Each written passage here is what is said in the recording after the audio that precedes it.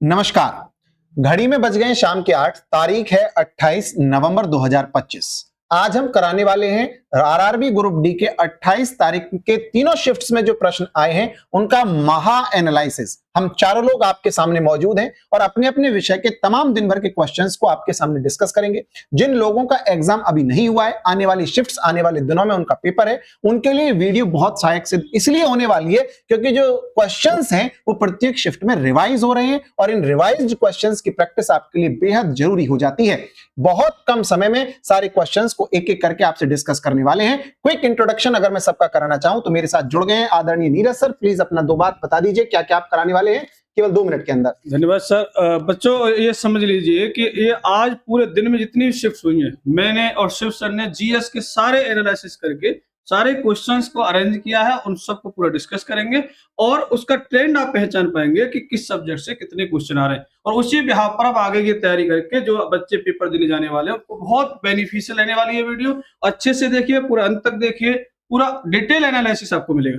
Sir आप भी Shiv sir थोड़ा जो पूरे दिन आप लगे रहे लैपटॉप पर उसके बारे में। बिल्कुल बिल्कुल। अब हमने कम से कम 200-300 बच्चों से डाटा इकट्ठा किया है और उसमें हमने पाया है कि साइंस से और करंट से बहुत अच्छे क्वेश्चन देखने को मिल रहे हैं, तो वो हम सब आपको बताने वाले हैं। अभी कौन कौन से क्वेश्चन आने वाले हैं और रीजनिंग से विवेक सर बताएंगे कौन कौन से क्वेश्चन, किस तरीके के क्वेश्चन आ रहे हैं। रीजनिंग के जो भी क्वेश्चन आपके पेपर में आ रहे हैं वो तो हम एनालाइज करवाएंगे ही, साथ ही साथ हम इस तरह के प्रश्नों को एनालाइज करवा रहे हैं कि उनसे बाहर आपके एग्जाम में कोई क्वेश्चन आएगा ही नहीं, इस बात की गारंटी है।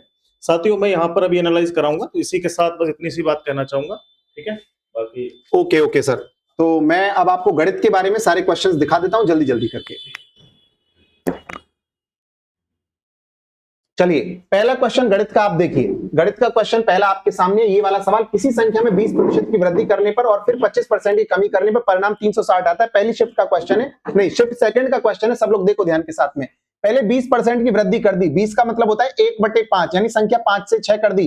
दोबारा 25% की कमी कर दी, 25 का मतलब 1/4, 4 से 3 कर दिया यानी संख्या पहले 5 चौक 20 थी, फिर 6 तिया 18 हो गई। सवाल कह रहा है संख्या 360 हो जाती है, लेकिन यहां आ रहा है 18। 18 का मतलब 360, कुल मिलाकर के 18 दूनी 36, 20 गुना हो रहा है। तो आप इस 20 को भी 20 गुना कर दीजिए तो 20 20 400, ये सवाल का उत्तर हो जाएगा। यानी ये संख्या आपकी 400 थी। पहला सवाल समझ आ गया होगा। अगला क्वेश्चन क्विक देखना है, क्विकली। हमारे पास लगभग आज पूरे ही सवाल, ऐसा कोई सवाल नहीं जो हमारे पास आज ना हो, आप देखना। अगला सवाल, किसी वस्तु का अंकित मूल्य उसके लागत मूल्य से 50% अधिक है, यानी उसका जो एमआरपी है उसके सीपी से 50% ज्यादा है। 50 का मतलब 1/2, ये 2 है तो ये 3 है। इस पे 20% की छूट देने के बाद 100 रुपये का लाभ होता है, ये सवाल है। तो 100 रुपये का लाभ होता है, 20% की छूट दे दी बेटा। 20 का मतलब होता है 1/5, यानी कि वस्तु को 5 के बजाय 4 में बेच दिया, ये एसपी हो गया। अब एमआरपी दोनों को बराबर करना पड़ेगा, तो गुणा कर दी मैंने, यहां पर 5 की और यहां पर कर दी 3 की। तो जब मैं गुणा कर देता हूं तो 5 दूनी 10, 5 तिया 15, 3 चौके 12, यानी खरीदा 10 का, रेट डाला 15, बेच दिया 12 का, यानी लाभ हो गया 2 का। सवाल कह रहा है 100 का। अगर 2 बराबर 100 तो 1 बराबर 50। आपको क्या बताना है, लागत मूल्य 10 की वैल्यू 1 बराबर 50 तो 10 बराबर 500। सवाल का उत्तर सी ऑप्शन। समझ गए होंगे।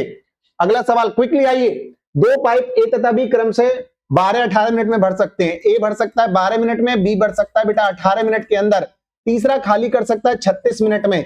ये है खाली करने वाला, ये दोनों भरने वाले। बेटा दोनों का, इन तीनों का लैसे ले लीजिए। 36 आ गया, 12 तिया 36, 18 दूनी 36 और 36 एकम 36। इन सभी क्वेश्चंस के डिटेल एनालाइज करते हुए, सभी प्रश्नों को लगाते हुए मैंने एक video YouTube channel Diwakar Chaudhary maths पर, खाली गणित अगर आप देखना चाहते हैं तो इन आज के पूरे दिन की वीडियो मैंने वहां पे डाल दी है। इससे पहले मैंने वहीं पे वीडियो डाली है, फिर यहाँ पे ये वीडियो आ रही है। तो अगर आप इन क्वेश्चंस के साथ डिटेल एनालिसिस धीरे धीरे एक एक चीज समझना चाहते हैं तो आधे घंटे के अंदर ही मैंने पूरी गणित को समझा दिया है, जो आज की गणित है। तो विजिट करके वहां पर भी आप देख लेना।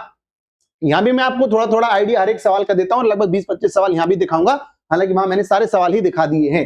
बेटा ये ए ने 3 भरा, इसने 2 भरा, 3 2 5 भरा, इसने खाली कर दिया 1, तो बचा कितना बेटा 4। भरना है 36, 36 को 4 की क्षमता से अगर भरा जाए तो 9 मिनट में पूरा भर जाएगा। बी ऑप्शन एकदम करेक्ट है, पहले से टिक लगा हुआ है। अगला सवाल देखो, कह रहा है 8 17 35 72 148 क्या आएगा इसमें, आप लगा लीजिएगा नंबर सीरीज। 2 गुना होके 1 बढ़ रहा है, 2 गुना होके 1 बढ़ रहा है, 2 गुना होके 1 बढ़ रहा है, इस तरीके से आगे कर लेना। अगले सवाल में कह रहे हैं 240 को 2 भागों में बांटा गया, इस अनुपात में बड़े भाग का 20%। बड़ा भाग है बेटा 5 निकालना है 240 का, टोटल 5 और 3 8। 240 का आपने निकालना है 5वां भाग और इसका भी निकालना है 20%, मतलब 1/5। 8 पंजे 40, 4 6 24, 6 बार 5 6 30। सवाल का उत्तर डी ऑप्शन। अगला क्वेश्चन ये पूछा गया, एक वस्तु को 10 के लाभ पर बेचा गया, 90 कम में बेचा जाता, 5 की हानि होती। 10 के लाभ का मतलब है 100 अगर एमआरपी था तो 110 में बेचा गया, 90 कम में बेचा जाता, 5 की हानि होती मतलब 95। कुल मिलाकर के आपने देखा यहाँ 10% का लाभ है, यहाँ 5% की हानि है।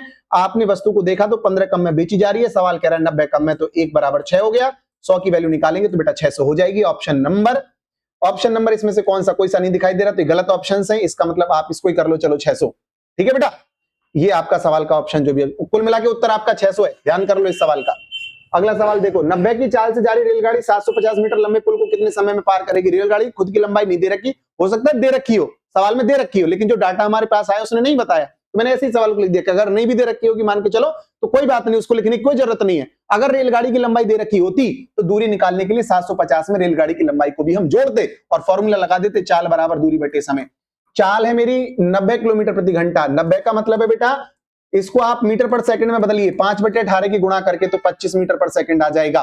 तो चाल 25, दूरी 750 और टाइम निकालना है टी, तो 30 सेकंड आपके सवाल का उत्तर होगा, जो कि आपका कौन सा ऑप्शन है? डी ऑप्शन है। अगला सवाल इस तरीके से पूछा गया, 20 की, 30 की, 40 की 3 चाल है, औसत चाल बतानी है। अब तक दो चाल दे के सवाल पूछ रहा था, अब 3 चाल देके पूछ लिया है। अगर तीनों आपकी दूरियां बराबर हैं, चाल अलग अलग है, तो औसत चाल ऐसे निकाल सकते हो, एक चाल 20, दूसरी 30, तीसरी 40। तो बेटा लैसे आ गया 120, इससे 6 टाइम लगेगा, 30 से 4 टाइम लगेगा, 40 से 4 3 टाइम लगेगा। 120 दूरी को 3 बार में तय किया, एक बार 6 घंटे लगे, एक बार 4 घंटे लगे, एक बार 3 घंटे लगे। टोटल दूरी बटे टोटल समय एवरेज स्पीड निकाल सकते हैं। तो 120 3 बार तय किया तो 360 डिस्टेंस कवर कर लिया, टाइम लगा 6 4 10 3 13, तो 360 बटे 13 ये ऑप्शन है, करेक्ट है। मैंने डिटेल में एनालाइज कर रहा हूं आपको, मतलब मैं डिटेल में आपको क्वेश्चंस बताने की बजाय मैं आपको क्वेश्चंस दिखाना चाहता हूं, ट्रेंड दिखाना चाहता हूं, ताकि ज्यादा सवाल मैं आपको दिखा सकूं। अगला सवाल देखो आप ध्यान के साथ में, ये सवाल है, एक शंकु की ऊंचाई 14 सेंटीमीटर, त्रिज्या 10 सेंटीमीटर, शंकु के आयतन का 20% कितना होगा? शंकु का आयतन होता है बेटा 1/3 पाई आर स्क्वायर एच, और इसका भी हमको निकालना है 20%, 20% मतलब 1/5 निकालना है। तो 1/3 पाई का मान 22/7, आर स्क्वायर मतलब 14 गुणा 14, एच का मान है बेटा 10 और 20% का मतलब 1/5। इसको सॉल्व कर दो, उत्तर आपके पास होगा। ऑप्शन ना मिले तो घबराना मत। अगला सवाल, किसी संख्या में 25% की वृद्धि करने पर परिणाम 300 आता है, संख्या ज्ञात करिए। कह रहा है 25% की वृद्धि कर देते हैं तो 300 आता है, 25 का मतलब 1/4, यानी संख्या 4 है, 1 की वृद्धि कर दी तो संख्या 5 हो गई, सवाल कह रहा है 300 आता है। 5 का मतलब 300, बेटा 60 गुना हो रहा है, मूल संख्या 4 है, इसमें भी 60 की गुणा कर दीजिए, 240 आपके सवाल का उत्तर है, जो कि आपका बी ऑप्शन है। समझ में आ रहा है ना? अगला क्वेश्चन ये पूछा गया था बेटा, ये कौन सी शिफ्ट 1 का क्वेश्चन है? देखो ध्यान के साथ, 3 संख्याओं का औसत 48 से 2 संख्या 42 54 है, तीसरी बतानी है। बेटा पहली 42, दूसरी 54, तीसरी आपको नहीं पता तो x मान लो बटे 3, और औसत दे रखा है 48, यहां से x की वैल्यू निकालना तो 48 उत्तर आ जाएगा सवाल का। अगला सवाल क्या कह रहे हैं, ए और बी अकेले अकेले किसी काम को 12-18 दिन में कर सकते हैं। ए कर सकता है 12 में, बी कर सकता है 18 में। अभी तीसरे शिफ्ट के सवाल भी आगे ही लगे हुए हैं, तीसरे शिफ्ट के सवाल सारे कराऊंगा। दोनों मिलके कितने में करेंगे बेटा? 36 आ गया, लैसे 12 3 36, 18 दूनी 36, तो 36 और दोनों मिलके करेंगे 5, तो 36/5 ये ऑप्शन सही है। अगला क्वेश्चन देखिए, 1440 में बेची गई 20% का लाभ हुआ, सवाल का क्रय मूल्य आपको बताना है, क्योंकि बेची गई विक्रय मूल्य तो दे ही रखा है। तो 20 का मतलब है बेटा 1/5, 5 का खरीदा, 6 का बेचा, 6 को कह रहा है 1440 में बेचा। ये सीपी है, ये एसपी है। सीपी आपको बताना है कितने गुना हो रहा है, 6 दूनी 12, 6 चौक 24, 240 गुना। तो आप इसको भी 240 गुना कर दीजिए, 1200 सवाल का उत्तर होगा, जो कि आपका बी ऑप्शन है। उम्मीद कर रहा हूं एक एक बात सब बालकों को समझ में आ रही है, कोई बालक का कोई भी डाउट नहीं है। देखो अगला सवाल शिफ्ट 1 का ही है, एक ट्रेन इतनी चाल से इतने मिनट में कितनी दूरी तय करेगी? दूरी बराबर चाल गुणा समय। बेटा चाल है 72, समय लग रहा है 50 मिनट का, मिनट नहीं करना घंटे में करना है, क्योंकि किलोमीटर प्रति घंटा है, उत्तर सारे किलोमीटर में दे रखे हैं।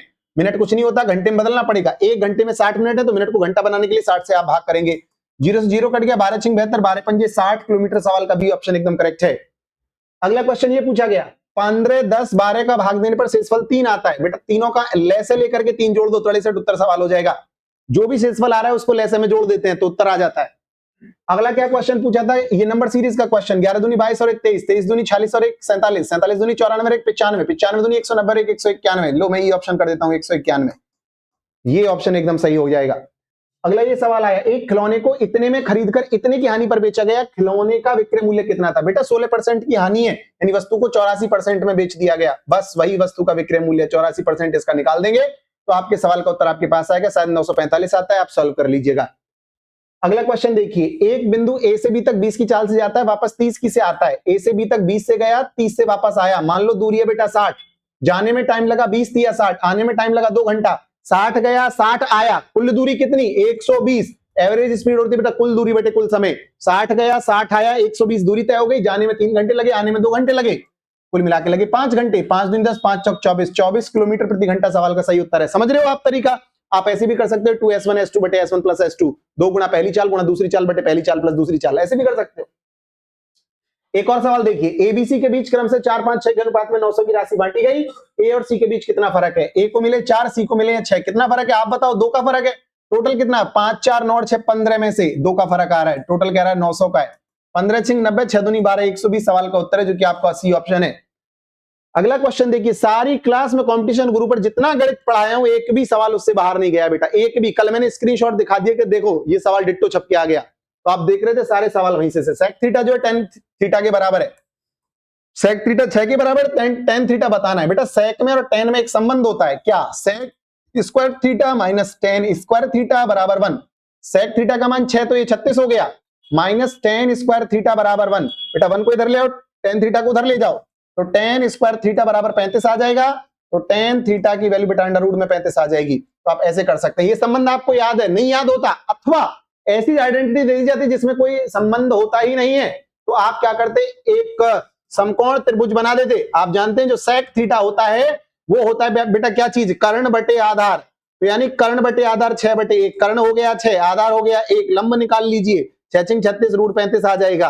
आपको निकालना है tan थीटा, tan थीटा होता है लंब बटे आधार, लंब है रूट 35, आधार है 1, तो आपका सवाल का उत्तर फिर भी रूट 35 आ जाता है। सब लोग समझ रहे हैं किस तरीके से किया जा सकता है। एक समकोण त्रिभुज है, उसका न्यून कोण 60 है, दूसरा न्यून कोण बताना है बेटा। समकोण त्रिभुज जब कह दिया तो समकोण त्रिभुज का मतलब है एक कोण 90 अंश का है, एक 60 दे रखा है, तो ये वाला बताना है। त्रिभुज के किसी भी त्रिभुज के तीनों अंतः कोणों का योग 160 डिग्री होता है, यानी ये वाला कोण प्लस ये कोण, तीनों अंतः कोणों को जोड़िए 180 पाइए, 90 plus 60 plus what equals to 180, तो यहां से ऐसे भी पता चल रहा है कि 30 होगा, नहीं तो x मान लो 90 प्लस 60 प्लस x बराबर 180, तो x का मान 30 आ जाएगा, या थीटा मान लो, कुछ भी मान लो जो आपका मन करे। इकाई का अंक बताना है, 238 पे घात 54, जब इकाई का बताना है तो 8 से मतलब है, 8 पे घात 54 बेटा इकाई का अंक बताना हो तो संख्या की घात में 4 से भाग लगाओ, जो शेषफल बचे वो रख दो, 54 में लगाया 4 से भाग 13 चौके 52, 2 शेषफल बचा उसके स्थान पर रख दिया, 8 पे घात 2 8 8 64, इकाई का अंक बन गया 4, बी ऑप्शन सही है। अगले सवाल में कह रहा है 25 प्लस 16 गुणा 5 भाग 10, बेटा 16 पंजे 80 में 10 का भाग लगा तो 8 बचा, 25 और 8 जोड़ दो 33, सवाल का उत्तर सही है। अगला क्वेश्चन देखिए, एक समकोण त्रिभुज का न्यून कोण एक 58 डिग्री का कोण है, एक 90 आप जानते ही हैं, एक 90 एक 58, तीसरा 32 बचा, बिल्कुल सेम सवाल पीछे भी आया था, तीसरी शिफ्ट में क्वेश्चन पूछा है। a प्लस 1/a 6 है, a प्लस 1/a 6 है, आपसे कह रहा है a cube plus 1/a cube बताओ, बेटा आप जानते हैं a cube plus 1/a cube होता है a प्लस 1/a, एक ब्रैकेट के अंदर और दूसरे ब्रैकेट के अंदर a square plus 1/a square minus 1, यानी a प्लस 1/a जो है वो 6 है, तो a square plus 1/a square यहां से निकल जाएगा, 6 36 माइनस 2, वर्ग करके 2 घटा देते हैं तो इसका मान आ जाता है। क्यों आ जाता है? क्योंकि दोनों साइड का वर्ग कर लो तो a square plus 1/a square plus 2 equals to 6 36, 2 इधर जाके घट जाएगा, इसलिए करते हैं बेटा इस बात को। तो मैंने कहा ये 34 आ गया, तो आपका a प्लस 1/a 6 है, ये आपका 34 आपने निकाला -1, यानी 6 गुणा 33, 6 गुणा 33 आप करेंगे तो आपके सवाल का उत्तर ए ऑप्शन 198 हो जाएगा। मैंने आपको सब कुछ एनालाइज करा दिया, गणित के 25 सवाल एनालाइज करा दिए, इसके अलावा सारे सवाल आप देखना चाहते हैं तो दिवाकर चौधरी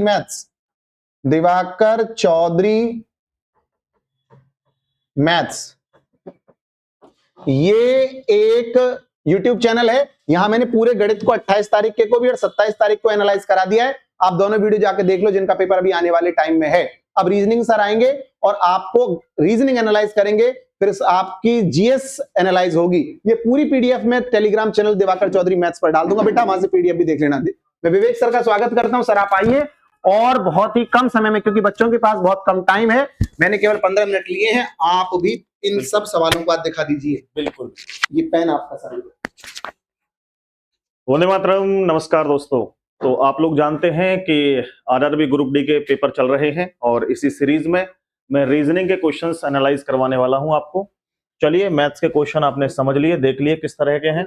अब बात करते हैं हम लोग रीजनिंग के क्वेश्चंस की। तो रीजनिंग का पहला क्वेश्चन देखिए, इस हिसाब से आप लोगों के क्वेश्चन बन रहे हैं आपके एग्जाम में।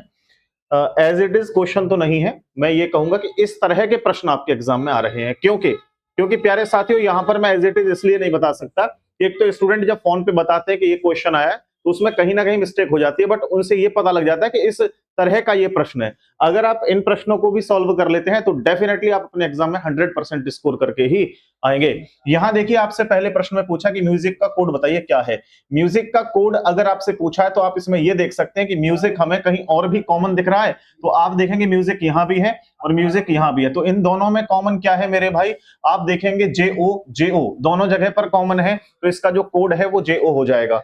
इसका कोड क्या हो जाएगा, JO हो जाएगा। इसके बाद अगला क्वेश्चन मेरे भाई ये रहा, आप लोग देखिए इस तरह के प्रश्न भी आपके पास या आपके एग्जाम में बन रहे हैं। जैसे पिज्जा लिखा हुआ है PIZZA, पिज्जा, इसका कोड दे रखा है PAAJQ, ये कोड दे रखा है आपका, ये कोड दे रखा है आपका। तो मेरे भाई इस कोड का क्या रिलेशन हो सकता है, आप लोग देखिए। जैसे बर्गर का कोड ये दे रखा है, आगे नूडल्स के लिए कोड पूछा है क्या होगा, तो पहले मैं इसमें देखता हूं। सबसे पहले मैं मेथड लगाऊंगा यहाँ पे फॉरवर्ड पैटर्न का, बट फॉरवर्ड पैटर्न में देखो 16 से 2 हो गया, I से A हो गया, कोई काम नहीं कर रहा। बट हम रिवर्स पैटर्न लगाएंगे यहाँ से, तो देखो P से Q हो गया, तो आप बोलोगे +1 है।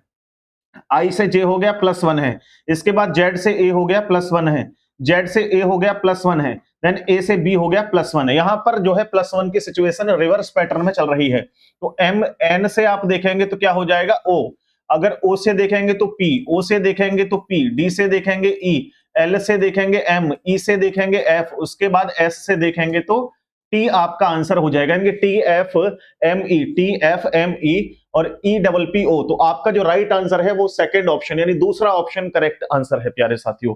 आगे नेक्स्ट क्वेश्चन पर देखेंगे आप लोग, तो आपसे कह रहा है बुक का कोड ये दे रखा है, उसके बाद पेजेस का कोड ये दे रखा है, तो आपसे पूछा है लाइब्रेरी का कोड क्या होगा। इसके लिए हमें सबसे पहले बुक के टोटल जो लेटर की प्लेस वैल्यू है उसको काउंट करना होगा। ये 2, 15, 15 और 11, इनको टोटल जोड़िए कितना हो जाता है, 15 दूने 30, 31, 32 और ये 33, यानी 15, 15 दूने 30, ये 11 है, ये 11 है। तो हम इधर से जोड़ते हैं 5 और 5 10 और एक 11, 12, 13, 13 का 3, एक कैरी हो गया, 1 2 3 और एक 4, 43।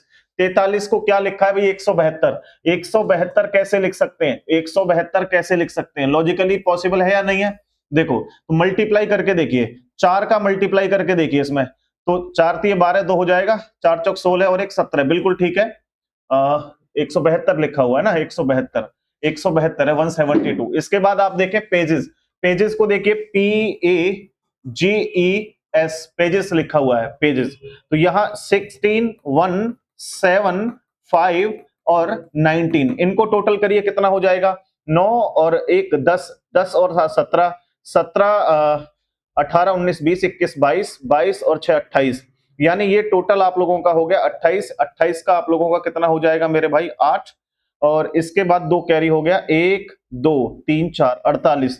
48 का मल्टीप्लाई कितने में करना चाहिए, बोला जी 4 में कर लो 48 का मल्टीप्लाई। क्या 4 में होगा, करके देख लीजिए 4 में, तो 8 चौके 32, 32 का 2 हो जाएगा, और पीछे क्या 2 है, नहीं है, 2 नहीं है पीछे, तो 4 का मल्टीप्लाई इसमें नहीं है।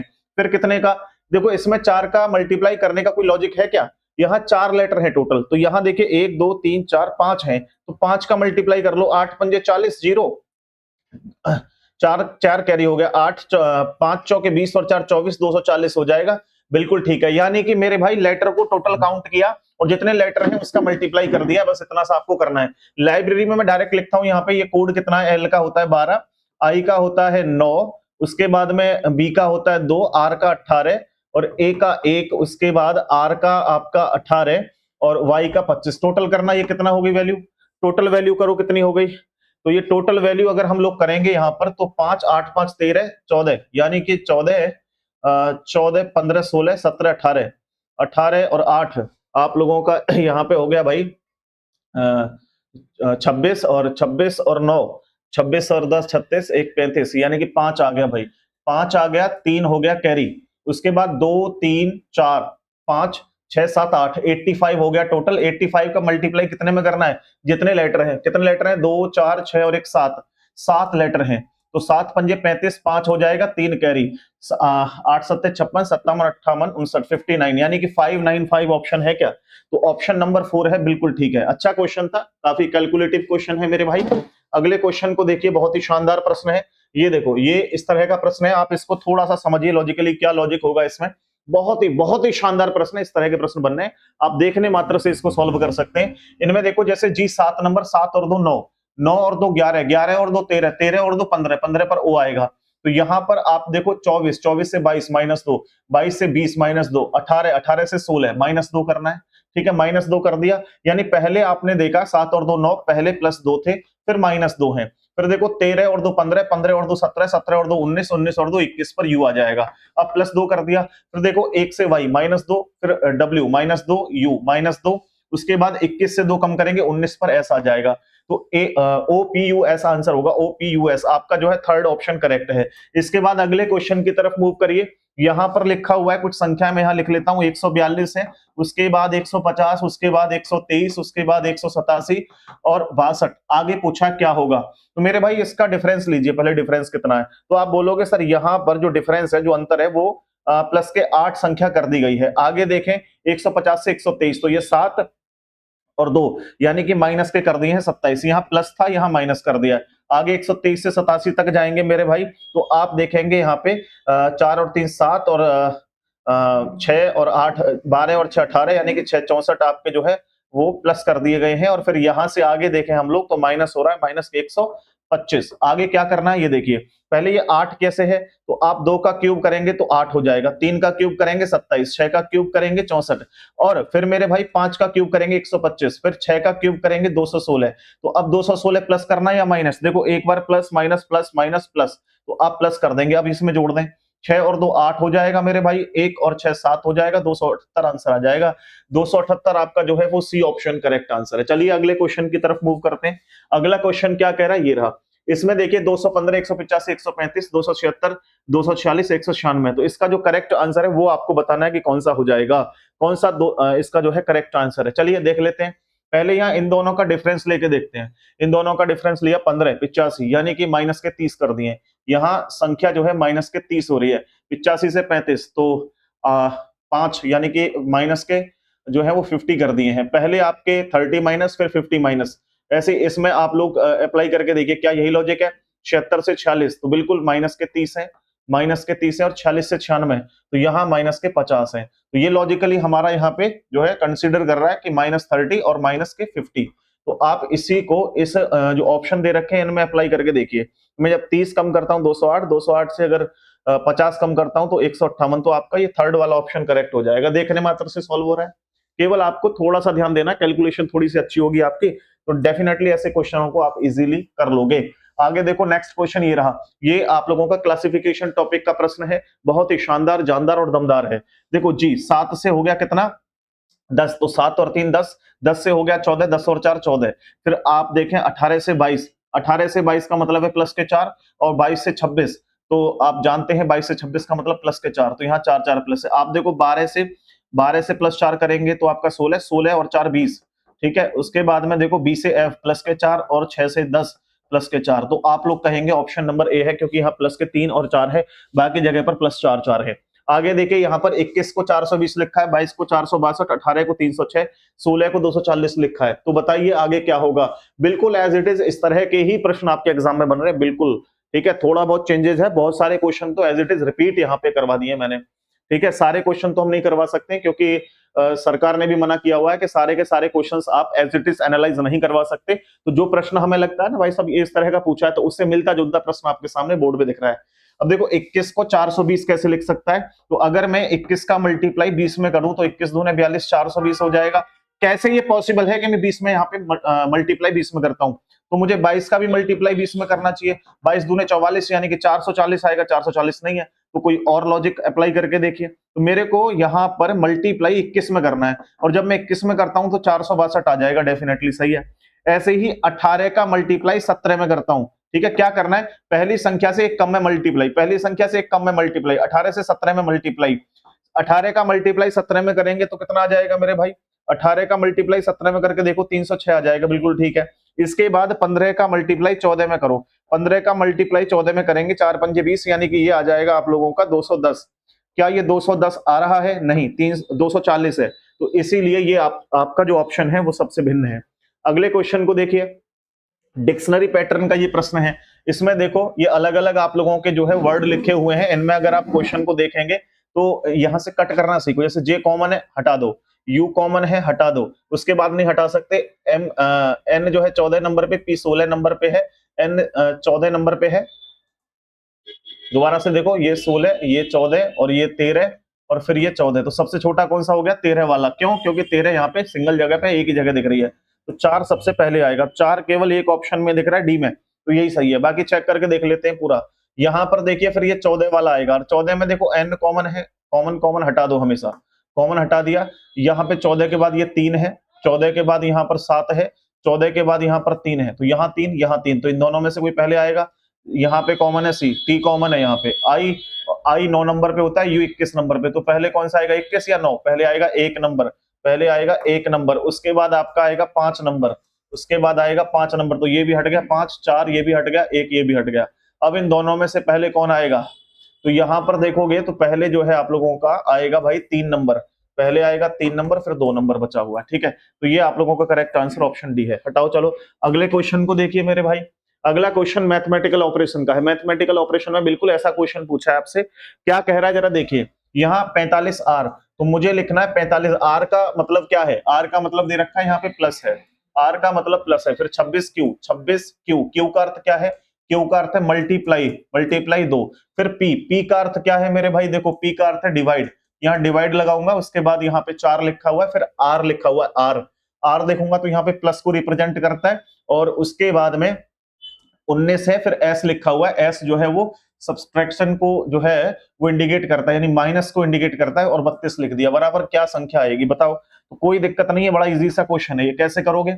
सबसे पहले आप यहाँ पे डिवाइड डिवाइड पे मत लगना, बोर्ड मास का नियम ये कहता है कि सबसे पहले ब्रैकेट हटाया जाता है। तो अगर मैं 26 का मल्टीप्लाई 2 में करूंगा तो 26 दूने कितने हो जाते हैं? बोला 26 दूने होते हैं 52। अब डिवाइड करूंगा 4 से, 4 से यही डिवाइड कर लो ना डायरेक्ट, 4 से काटोगे 4 एकम 4, 4 3 12, 13 बार कट गया। उसके बाद यहाँ पर अगर मेरे भाई प्लस के कितने हैं आपके? 19, 19 और माइनस के हैं 32। चलो फिर आगे देखो, यहाँ आपका हो गया कितना? 45, और 45 में प्लस कर रहा है, इट इज ये संख्या आ गई, और इन दोनों को जोड़ोगे तो 32, माइनस के 32, एक प्लस का 32 एक माइनस का 32 आपस में उड़ा दो, बचा कितना? 45। तो यही तो आंसर है आपका, 45 ही तो राइट आंसर है मेरे दोस्त। अगला क्वेश्चन है ब्लड रिलेशन का, रक्त संबंध। रक्त संबंध का बहुत ही मजेदार प्रश्न है। देखो क्या कह रहा है, पी एंड क्यू, एंड ये रहा यानी ए बी की पत्नी है, यानी कि पी क्यू की पत्नी है, पी जो है वो क्यू की पत्नी है, तो ये पति हो जाएगा डेफिनेटली। मैरिड कपल के लिए प्लस का निशान फिर यहां पर लगा हुआ है परसेंट, ए बी का पिता है, यानी क्यू एल का पिता है, क्यू जो है वो एल का पिता है। आगे हैशटैग लगाए, हैशटैग रिप्रेजेंट कर रहा है ए बी की बहन है, यानी कि एल आर की बहन है, एल जो है वो आर की बहन है। उसके बाद एंड ए बी की पत्नी, यानी आर के की पत्नी है, आर जो है वो के की पत्नी है, तो के इसका पति हो जाएगा। अब कह रहा है क्यू आर से कैसे संबंधित है, तो आर से क्यू की तरफ चलना है, आर से क्यू की तरफ जाओगे तो ये भाई इसका जो है पिता हो जाएगा, पिता हो जाएगा, यानी ऑप्शन नंबर आपका सी करेक्ट आंसर है। ठीक है, चलो आगे देखो भाई। नेक्स्ट क्वेश्चन ये भी आप लोगों का ब्लड रिलेशन का ही क्वेश्चन है, वो कोडेड ब्लड रिलेशन का था, ये आप लोगों का जो है वो पजल बेस्ड क्वेश्चन है। पजल ब्लड रिलेशन का एक टाइप है दोस्त, ध्यान रखना। ए बी का पति है, जिसके बाद का की लगा होता है उसको पहले लिखो, ए बी का पति, तो ए जो है वो पति है किसका? बी का, तो बी इसकी पत्नी हो जाएगी। फिर कह रहा है बी सी की बहन है, बी जो है वो सी की बहन है, सी डी का भाई है, सी जो है वो डी का भाई है, सी जो है वो डी का भाई है। फिर कह रहा है डी, डी ई का पिता है, डी ई का पिता है, डी जो है वो ई का पिता है। ठीक है, ई एफ की पत्नी है, ई जो है वो एफ की पत्नी है, ई जो है एफ की पत्नी है। अब कह रहा है कि डी का एफ से क्या संबंध है? एफ से डी की तरफ चलना है, एफ से डी की तरफ, तो एफ से डी की तरफ चलोगे तो इसकी पत्नी है, पत्नी के पिता, पत्नी का पिता आंसर है ऑप्शन नंबर ए। हटाओ, चलो नेक्स्ट अगला क्वेश्चन देखो। ये आप लोगों का जो क्वेश्चन है ये है डायरेक्शन टेस्ट का, और इसमें केवल ये पूछा है कि उसका फेस किस दिशा में है। जब भी केवल आपसे फेस पूछता है, कुछ नहीं करना, डायग्राम वायग्राम कुछ नहीं, सिंपल लॉजिक अप्लाई करो। देखो आपसे कह रहा है कि सहस्त्रा अपने घर से उत्तर की ओर चलती है, हमने इसको सर्कल कर दिया उत्तर को। उसके बाद करा शुरू कर 40 मीटर चलने के बाद में बाएं मुड़ती है, उसके बाद आगे चलती है और फिर दाएं मुड़ती है, उसके बाद आगे दौड़ती है या घूमती है, जो भी कुछ है, फिर दाएं मुड़ जाती है। इतना करने के बाद बस क्वेश्चन सॉल्व। आप बोलोगे कहाँ हो गया सॉल्व? देखो इतना करना है, एक राइट से एक लेफ्ट काट दो, क्योंकि आपका फेस मान लो इधर है, एक बार राइट करते हैं फिर लेफ्ट करते हैं तो आप उसी दिशा में आ जाओगे जैसे पहले थे। हमारे पास बचा एक राइट, तो उत्तर से एक राइट हो जाओ, ये उत्तर होता है, इससे एक राइट हो जाओगे तो पूरा आंसर आ जाएगा। NESW के माध्यम से भी कर सकते हो। Option number D correct answer है। नेक्स्ट क्वेश्चन देखो मेरे दोस्त, नेक्स्ट क्वेश्चन क्या कहता है ध्यान से देखो। यहां पर जो है ये पजल बेस्ड क्वेश्चन है और इस तरह के ही आपके प्रश्न पजल के पूछे जा रहे हैं, इससे ज्यादा टफ नहीं है, ऐसे ही प्रश्न आपसे पूछे जा रहे हैं। कह रहा है PQRSTU प्रत्येक की परीक्षा सोमवार से लेकर के रविवार को समाप्त होती है। तो सोमवार से शुरू होती है परीक्षा, मंगलवार, बुधवार, गुरुवार, शुक्रवार और शनिवार और रविवार, इस तरीके से परीक्षा चल रही है। चल रहे दो भाई साहब, अब प्रश्नों को पढ़ते रहो और सॉल्व करते रहो। देखो ये कह रहा है आपसे कि अलग अलग दिन होती है, क्यू की परीक्षा शनिवार को होगी भाई, क्यू की परीक्षा जो है वो शनिवार को होगी, ठीक है। फिर कह रहा है एस और क्यू की परीक्षाओं के बीच केवल 2 परीक्षाएं, तो एस और क्यू की परीक्षा के बीच में एक और एक 2 परीक्षाएं, ठीक है। उसके बाद कह रहा है आर की परीक्षा एस की परीक्षा से पहले है, ठीक है। आर की परीक्षा एस की परीक्षा से पहले है, ठीक है, पहले है, लेकिन पी की परीक्षा के बाद में है। पी की परीक्षा के बाद में ये तीनों एक साथ आएंगे, ये तीनों एक साथ। देखो एस के ऊपर आर आएगा, यहां आ जाएगा, आर के ऊपर पी आ जाएगा, ये आ गया पी, बस यहां पर 1 2 3 अभी स्थान खाली है। आगे देखो, फिर कह रहा है आपसे यू की परीक्षा टी की परीक्षा के ठीक बाद में है, यू की परीक्षा टी की परीक्षा के ठीक बाद में है, तो ये दोनों एक साथ आने हैं। तो यू की परीक्षा टी की परीक्षा के ठीक बाद में यही आ सकता है। एक व्यक्ति बचा हुआ है वी इधर आ जाएगा। तो आपसे क्या पूछ रहा है, वी की परीक्षा निम्नलिखित में से किस दिन हुई है? तो वी की परीक्षा जो है वो रविवार के दिन हुई है, संडे आपका राइट आंसर है, संडे आप लोगों का राइट आंसर है। अगला क्वेश्चन देखो, ये जो है वो प्रश्न आप लोगों का है मेरे भाई यहां पर ये सीटिंग अरेंजमेंट का। तो कह रहा है कि MNOXYZ वृत्ताकार मेज के चारों ओर केंद्र की ओर मुख करके बैठे हैं। कितने लोग हैं? 2 4 6, 1 2 3 4 5 6, 6 व्यक्ति हैं और सभी का फेस अंदर की तरफ है। आप सबसे पहले देखो, कह रहा है कि ZO के दाएं दूसरे स्थान पर है, ZO के दाएं पहले दूसरे स्थान पर है, चलो रखो, ठीक है। फिर आपसे कह रहा है कि X M और N दोनों का निकट पड़ोसी है, चलो ठीक है। फिर कह रहा है M O का निकट पड़ोसी नहीं है, M जो है O का निकट पड़ोसी नहीं है, यानी कि M जो है वो ना तो यहां आएगा ना तो यहां आएगा, ठीक है भाई। चलो अब कह रहा है कि आगे ऊपर की तरफ देखोगे तो X जो है वो M और N दोनों के बीच में, X जो है M और N दोनों के बीच में, ऐसे कहेंगे आप, ठीक है। ऐसे भी बन सकता है कि M इधर आ जाए N इधर आ जाए। अब इसको बैठाना है यहाँ पे। अब ये 3 लोग एक साथ कहां खाली हैं? आप कहोगे यहां खाली हैं।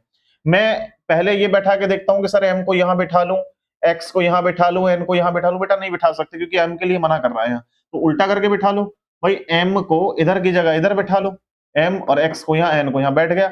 एक व्यक्ति बचा हुआ है, कौन बचा है बताओ, बताओ देखो कौन बचा है। अब आपसे कह रहा है कि MNX, X आ गया, X आ गया, Y बचा हुआ है, तो Y को यहां बैठा दो, क्या दिक्कत है। आपसे कह रहा है कि Y के ठीक बाएं कौन बैठा है, Y के ठीक बाएं कौन बैठा हुआ है? O बैठा हुआ है, तो इसका A ऑप्शन करेक्ट आंसर है, A ऑप्शन इसका राइट आंसर हो जाएगा। अगला क्वेश्चन देखो मेरे दोस्त, कह रहा है मनुष्य चित्रकार पुरुष। इसको अगर मनुष्य को अंग्रेजी में आप देखोगे तो इसका मतलब होता है ह्यूमंस।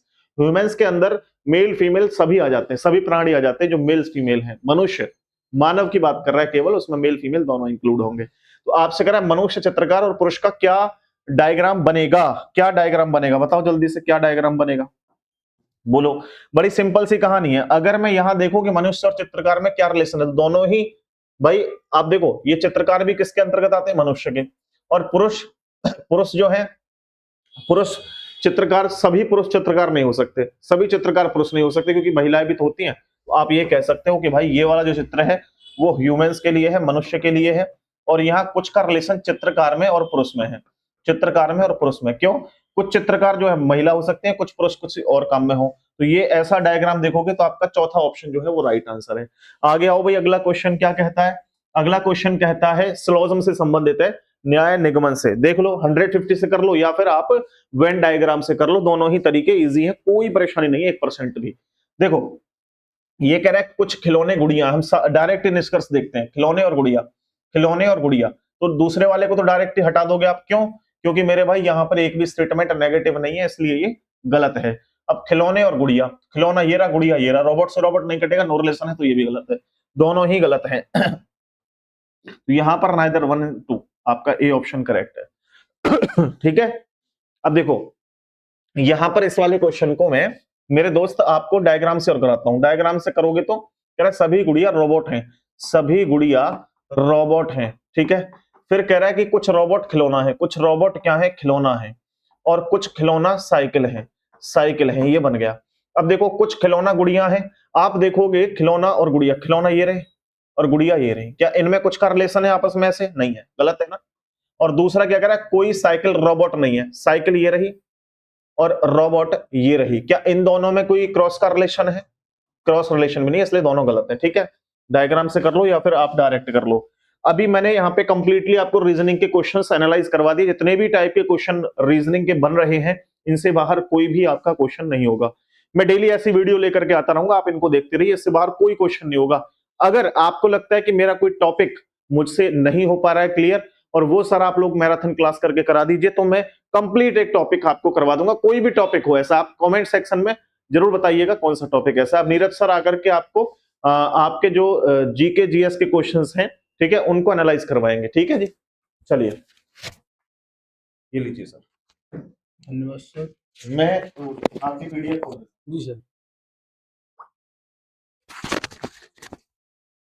ये है सर पीडीएफ।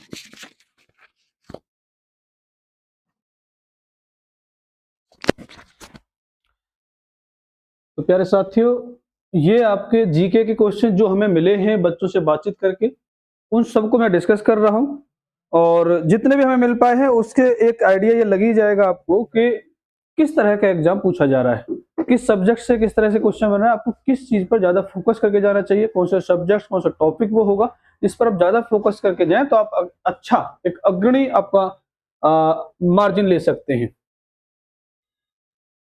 तो ये देखो पहला प्रश्न जो है आपका, ये पहला प्रश्न आपका साइंस से है। साइंस का जो फिजिक्स का क्वेश्चन है,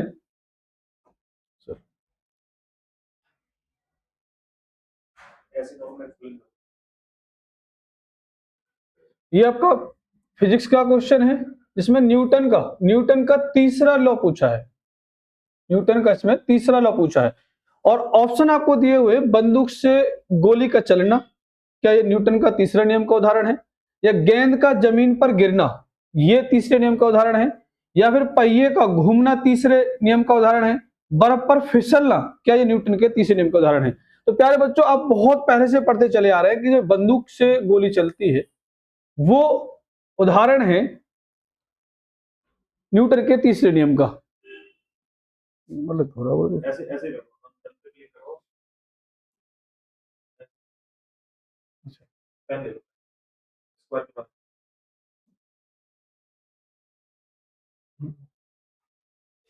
ऐसी रिकॉर्ड करनी पड़ेगी क्या?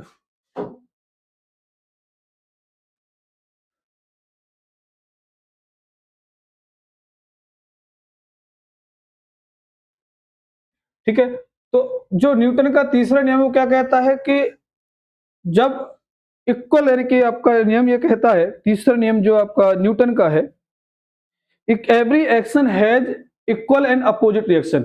जो भी काम होगा वो अपोजिट डायरेक्शन में उतने ही फोर्स से वर्क करेगा। तो ये गोली का चलना, बंदूक से गोली का चलना, गोली आगे की तरफ जाएगी उतना ही पीछे तरफ धक्का लगेगा, ये न्यूटन का तीसरा नियम है। इसी के साथ में आपने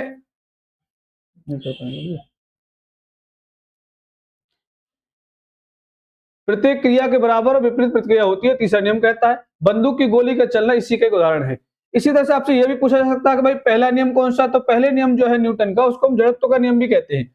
जब प्रत्येक पिंड जो होता है, कोई भी वस्तु ब्रह्मावस्था में है तो ब्रह्मावस्था में ही रहेगी, उसका नेचर यह ब्रह्मावस्था में रहेगा तब तक उस पर कोई बाह्य बल लगाया जाए, ये जड़त्व का नियम है जो कि न्यूटन का पहला नियम है बेटा। दूसरे नियम की अगर बात करें तो न्यूटन का जो दूसरा नियम है उसे हम संवेग का नियम भी कहते हैं। इस तरह के प्रश्न भी आपके पूछे जा सकते हैं, इसलिए हमने यहाँ पर एड ऑन कर दिया है ये नोट्स को। अगले क्वेश्चन की अगर हम बात करें तो बेटा आईपीएल से बारे में क्वेश्चन पूछा गया था कि आईपीएल 2025 में जो पर्पल कैप किसने जीता था, ये आपसे पूछा गया है। ऑप्शन है आपके हर्षल पटेल और वर्षित कृष्णा, नूर अहमद, जोश हेजलवुड। तो किसने ये जीता था, ये आपसे पूछा गया। करंट अफेयर का क्वेश्चन, तो करंट अफेयर बहुत ज्यादा पूछा जा रहा है। आईपीएल 2025 में पर्पल कैप जो उस गेंदबाज को दिया जाता है जिससे पूरे सीजन में सबसे ज्यादा विकेट लिए होते हैं। तो सर कैसे मैं बाद में रिकॉर्ड कर दूं इसे?